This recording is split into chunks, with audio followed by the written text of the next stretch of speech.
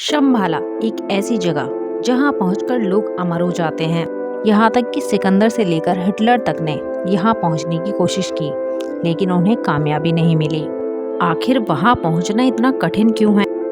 ऐसा माना जाता है कि अश्वत्थामा भी वहीं रहते हैं, और वहां पाए जाने वाले चिंतामणि पत्थर में ऐसा क्या है जिसे ढूंढने के लिए लोगों ने अपनी जान तक जोखिम में डाल दी। महाकाव्य में वर्णित शंभाला एक ऐसा साम्राज्य है जो अपने अंदर कई रहस्य समेटे हुए है। शंभाला में एक 9 मंजिला क्रिस्टल पर्वत है जिसका निर्माण राजा सुचंद्र ने करवाया था, और इस पर्वत के ऊपर है कमल के आकार का कालचक्र मंडल। शंभाला एक मल्टी डायमेंशनल स्थान है। यहाँ पर रहने वाले प्राणी फिजिकली और मेंटली बहुत पावरफुल हैं।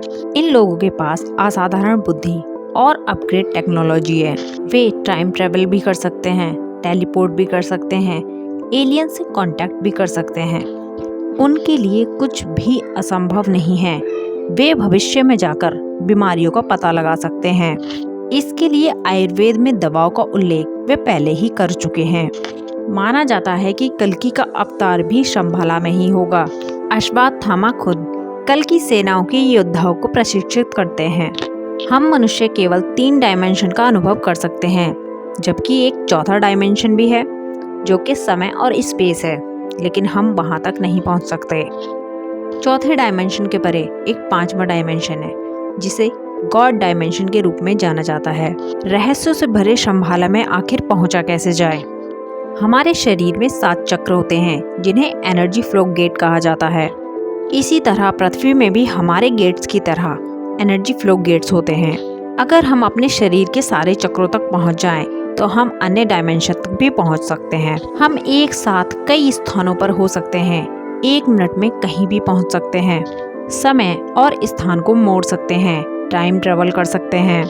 यही कारण है कई महर्षि और संत इसे प्राप्त करने के लिए हिमालय में जाते हैं। हिमालय में ध्यान करने का प्रभाव सामान्य ध्यान करने के मुकाबले 1000 गुना ज्यादा होता है, और यही कारण है कि ज्यादातर संत हिमालय ही जाते हैं। जो लोग अपने चक्रों को एक्टिव कर लेते हैं वे अन्य डायमेंशन तक भी पहुंच सकते हैं, और वही लोग शंभाला को भी देख सकते हैं। शंभाला एक मल्टी डायमेंशन राज्य है जो सामान्य मनुष्यों के लिए अदृश्य है। इसे सैटेलाइट फुटेज, गूगल मैप्स या फिर जीपीएस सिस्टम में नहीं दिखाया जा सकता। शंभाला देखने के लिए हमारी ऊर्जा का प्रवाह हिमालय में पाई जाने वाली फ्रीक्वेंसी से मैच करना चाहिए। उदाहरण के लिए, आप अपने फोन से अपने किसी अन्य फ्रेंड पर कॉल लगाते हैं और आप घर के अंदर हैं लेकिन वहां पर सिग्नल नहीं है, तब आप क्या करते हैं?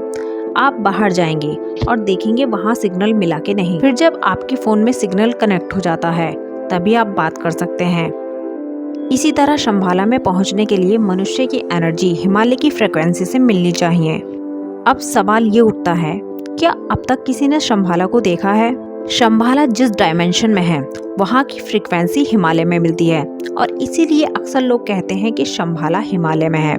लेकिन अगर हम अपनी डायमेंशन चेतना को एक्टिव कर सकें तो हम अपने घरों से ही शंभाला को देख सकते हैं।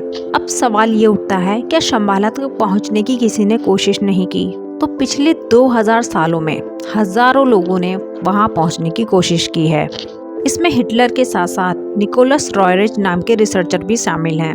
रॉयरिच ने कालचक्र पुस्तक के आधार पर 1924 से 1928 तक के बीच में शंभाला तक पहुंचने की कोशिश की, और वो जिसकी तलाश में थे वो था चिंतामणि नाम का पत्थर, जो कि चमत्कारों से भरा हुआ था। ये पत्थर चमत्कारों से भरा हुआ था और ये आसमान से गिरा था। इसे अपने हाथ में रखकर आप जो भी मांगो वह तुरंत हो जाता था। सरल शब्दों में कहें तो चिंतामणि पत्थर से कोई भी विश्व विजेता बन सकता है। ऐसा माना जाता है कि ये पत्थर अभी भी है, लेकिन रॉयरिच इसे प्राप्त नहीं कर सके। सिकंदर महान ने भी दुनिया को जीतने की कोशिश की और शंभाला की खोज की। वह कई विद्वानों को लेकर अपने साथ गए और इसी खोज में वह भारत आए। सिकंदर शंभाला की खोज में हिमालय तक गए।